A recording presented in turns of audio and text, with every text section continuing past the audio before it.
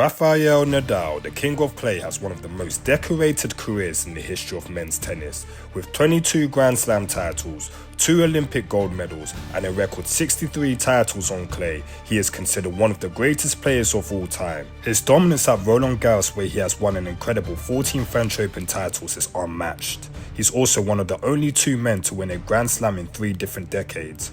But even with all of these accomplishments, Nadal has also suffered some heartbreaking defeats in his career. In this video, I'm going to rank the top 5 most painful Grand Slam losses of Rafael Nadal's career. Now, I'll be honest, this is just my personal perspective, but I've taken into account the stakes involved, including historical records, Grand Slam titles on the line, and career-defining moments. Some of these defeats cost him a chance to make history, while others were simply grueling battles that ended in heartbreak. Regardless, they all played a role in shaping his legendary career. In number 5, the 2009 French Open 4th round defeat to Robin Soderling. Nadal was aiming for his 5th consecutive French Open title in 2009, a feat no man has ever achieved. But in one of the biggest upsets in tennis history, Robin Soderling stunned him in the 4th round, ending his 31-match winning streak at Roland Garros. Soderling played aggressively, attacking Nadal's second serve and disrupting his baseline rhythm. In the first set, Soderling completely dominated, winning it 6-2. Nadal, however, responded with determination, battling hard to win the second set in a tiebreak. But Soderling regained control in the 3rd set, breaking Nadal in the 7th game to go up 4-3, and then held on to win the set 6-4. He then clinched the 4th set in a tiebreak, ultimately securing the victory. The Swede played the match of his life, hitting an impressive 63 winners in total. What makes this defeat even more painful is that not only Nadal and Soderling dislike each other, but Nadal had also never lost to him before. In fact, just a few weeks earlier at the ATP Masters 1000 event in Rome, Nadal had completely destroyed Soderling, winning the match 6-1, 6-love. No one expected this result, especially on Nadal's favourite surface. This wasn't just a shocking loss, it was the first time Nadal had ever been beaten at the French Open. In number 4, the 2017 Australian Open final defeat to Roger Federer. The 2017 final was a dream matchup, reigniting one of the greatest rivalries in tennis history. Both legends had battled injuries the previous year, and few expected them to meet in a Grand Slam final again. But against all odds, they did, and delivered an all-time classic. Federer started the match in full confidence, dictating play with a strong serve and an ultra-aggressive approach. His relentless shot-making kept Nadal on the defensive, and his precise execution earned him a crucial break in the 7th game, putting him ahead 4-3. With the momentum in his favour, Federer held serve comfortably and went on to win the first set 6-4. However, Nadal responded immediately, sending a clear message that he wasn't going to back down. The Spaniard broke Federer's serve straight away in the 2nd game of the 2nd set, racing to a 2-0 lead. He continued to apply relentless pressure, breaking Federer again in the 4th game to extend his advantage to 4-0. Nadal had visibly raised his level, dictating play with his heavy topspin and relentless defense. Federer, struggling to handle the sudden shift in intensity, began making more errors than usual. Although he managed to retrieve one of the breaks, Nadal remained composed and held his serve to secure the set 6-3. At the start of the 3rd set in the opening game, Nadal had 3 breakpoint opportunities but failed to convert any of them. Federer held serve, and from that moment, the momentum swung decisively in his favour. The Swiss maestro elevated his level of play, his backhand was firing on all cylinders, and he was approaching the net with confidence. His aggressive shot-making kept Nadal on the back foot, denying him any chance to regain control. Federer dominated the set from start to finish, overwhelming Nadal and closing it out 6-1. The match was full of twists and turns, and Nadal once again found a way to respond.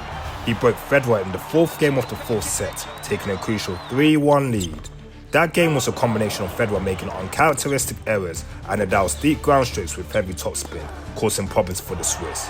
Nadal did exactly what he needed to do, holding serve for the rest of the set and closing it out 6-3, forcing a dramatic 5th and final set. In the 5th set, Nadal started strong, breaking Federer's serve in the 1st game and then holding his own to go up 2-0.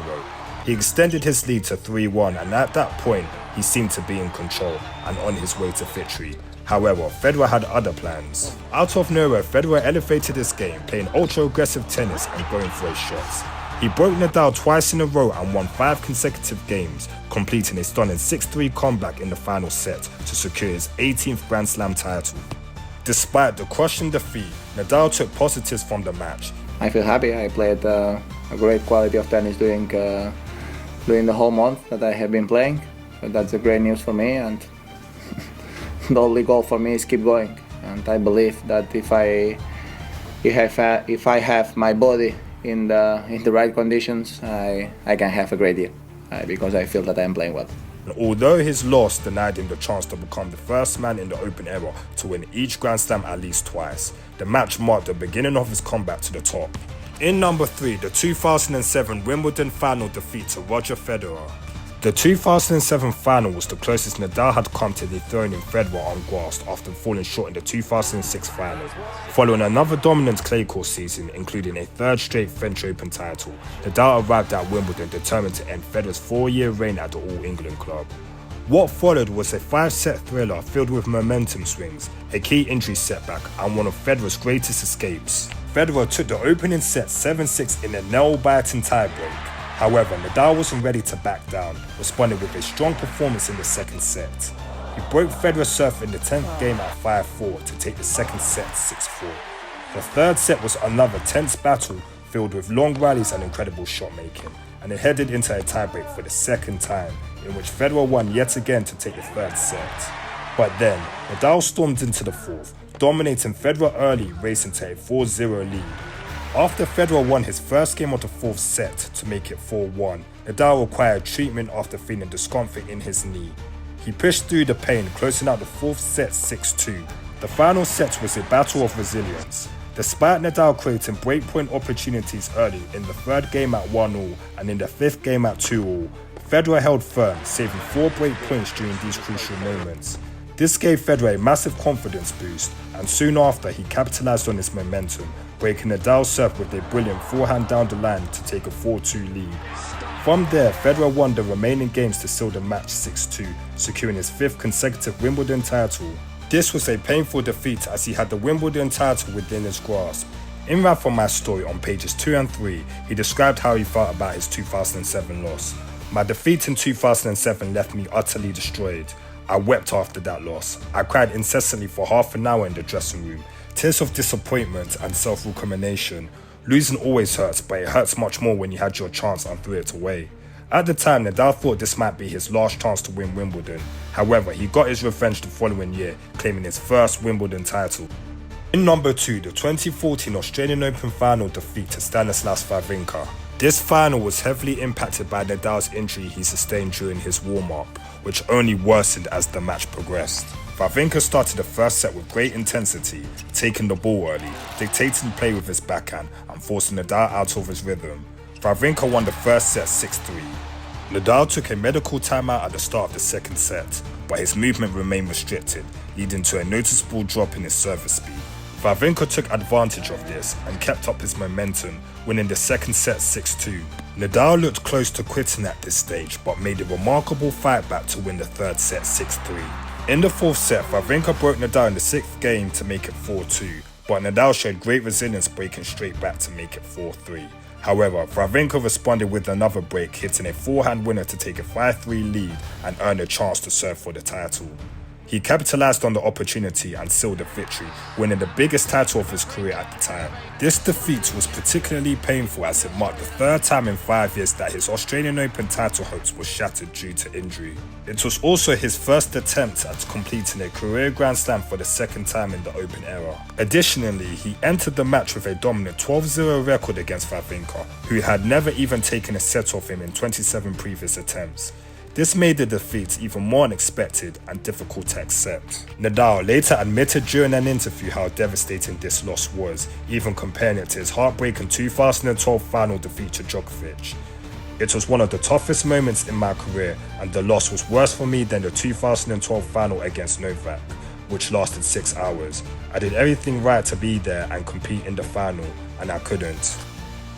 In number 1, the 2012 Australian Open final defeat to Novak Djokovic. The 2012 final was an all-time classic, lasting 5 hours and 53 minutes, the longest Grand Slam final in history. It was a grueling test of endurance, mental strength and sheer willpower, featuring 2 of the sport's greatest warriors. Nadal started strong, taking the first set 7-5 with his relentless defense and heavy topspin. But Djokovic responded with clinical shot making, winning the next 2 sets 6-4, 6-2, shifting momentum in his favour.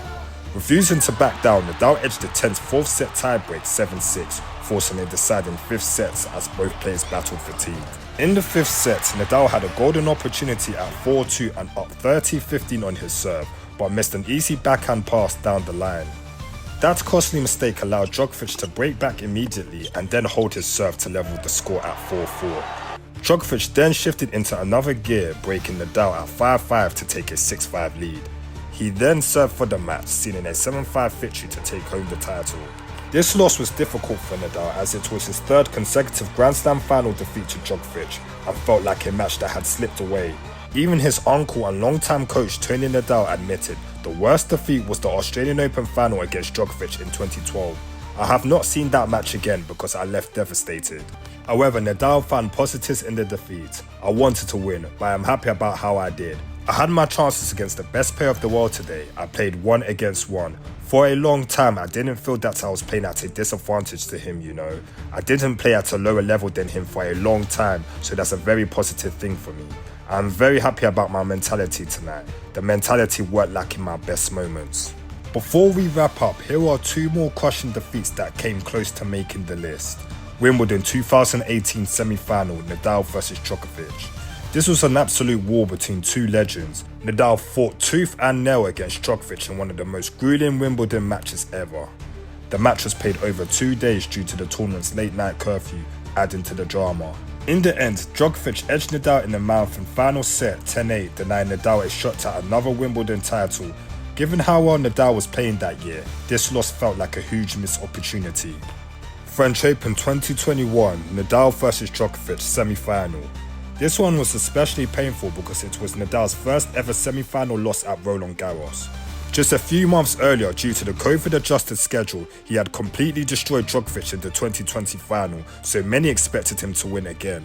But this time, Djokovic turned the tables, winning an intense 3rd set that lasted over 90 minutes before running away with the match in the 4th. It was a tough loss as many believe Nadal was on his way to a record-extended 14th French Open title.